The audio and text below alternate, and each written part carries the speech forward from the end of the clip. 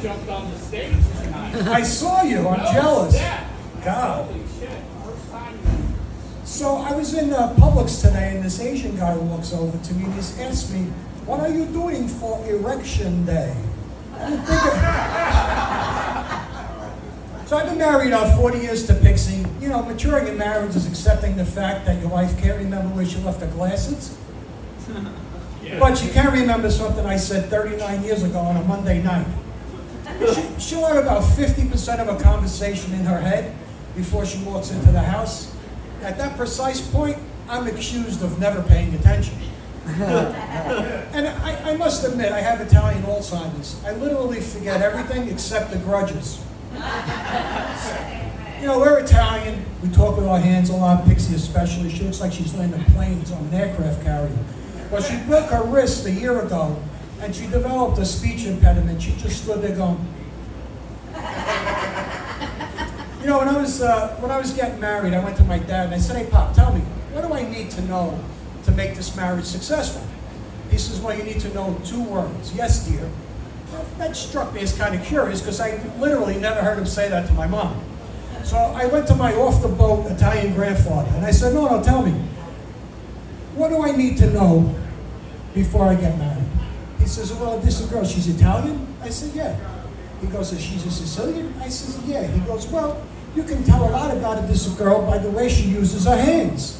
I said, "How so, Pop?" He goes, "Well, if her hands are wrapped around your throat, she's probably pissed off." The 3 most frightening words in any marriage. I was thinking, the last time she said that, it cost me $50,000 to add an addition onto the house. There's 4 stages to marriage. One is newlywed. It's the best stage. You're newly married, a lot of playful banter, sexual innuendo. You're going at it all the time. You wear out a mattress the first year you're married. The second stage is happy. The sex is good, but what do you get? "What are you doing to Mommy? We hear her screaming. She's yelling Yahtzee. We want to play too." The third stage is amused. You're feeling amorous. You run to the bedroom. I can't run anymore, so I limp. But you go to the bedroom, you rip your clothes off, and you just look at each other and crack up because, well, gravity's a bitch. And finally, there's that tolerance stage. That playful banter of your youth is turned into a bit of bickering. You still have sex. I like to call it hallway sex. You just walk by each other and go, "Fuck you." I have an observation about women. You know, if you see women in the wild, they're talking a mile a minute. They never stop. They don't even breathe. They're going a mile a minute. So it leads me to a conclusion.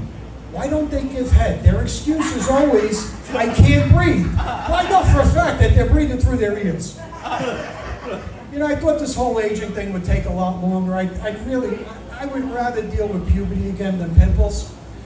You know, I have arthritis at the toe. I've had about 18 orthopedic surgeries. And I went to the doctor and he said, "You know, the arthritis is going to make everything stiff." Not so.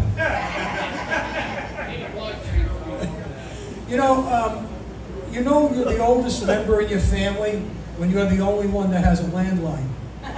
And I've got that kitchen drawer with OFDs, you know, the old fart devices, like a magnifying glass, that little fucking thing you use to open jars. So I have all that shit. You know, now when I want to get the feeling of being high, I just get up really fast. At this point in my life, it actually takes me longer to start peeing than it does to actually pee. And when I do, it's sort of like this series of urinary dots and dashes. It's like Morse code. Ships at sea are responding. You know, there's four rules. Thank you. There's 4 rules to aging. 1, never pass the bathroom.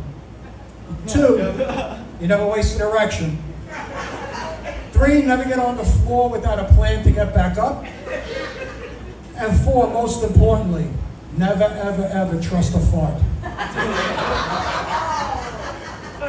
You know, my balls are starting to get longer than a CVS receipt now. So I sat on the toilet and I had splashdown. I don't know if you experienced this yet, but I had splashdown. So I thought to myself, I'll go to the workshop and I'll figure out a way to prevent this. So I grabbed 2 mini bagels and I balanced them in the toilet, and my balls are resting comfortably on them. But they absorbed too much water and they broke apart.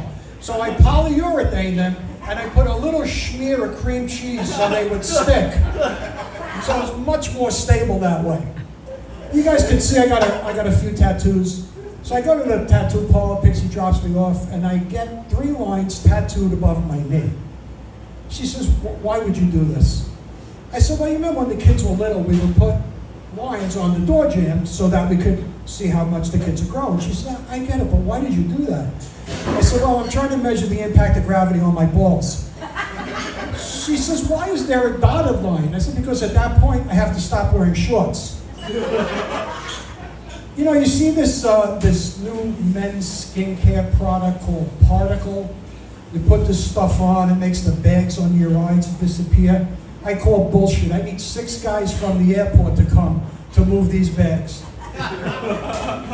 You know, when we were going through menopause, it was an interesting time. I like to call it the thermostat war. She went from just freezing all the time to sweating bullets. It was so cold in the bedroom, we'd actually have intermittent flurries. I asked her, what are these hot flashes like? And she explained to me it's like an internal fire. And I thought to myself, well, I think I get it. It's sort of like when I have a very spicy Italian meal. I woke up a half hour later and she was standing over me with the frying pan. You know, we're in bed one night and I hear bzzz, get all excited. Gets louder. Bzzz. I roll over, I'm ready to go, and she just got the little handheld fan from her nightstand trying to cool off from the hot flashes. You know, menopause is Mother Nature's way of telling an Italian woman she's going to be dealing with facial hair for the rest of her life. In fact, my Nona, her beard was so luxurious at age 90 that she was asked to front for ZZ Top.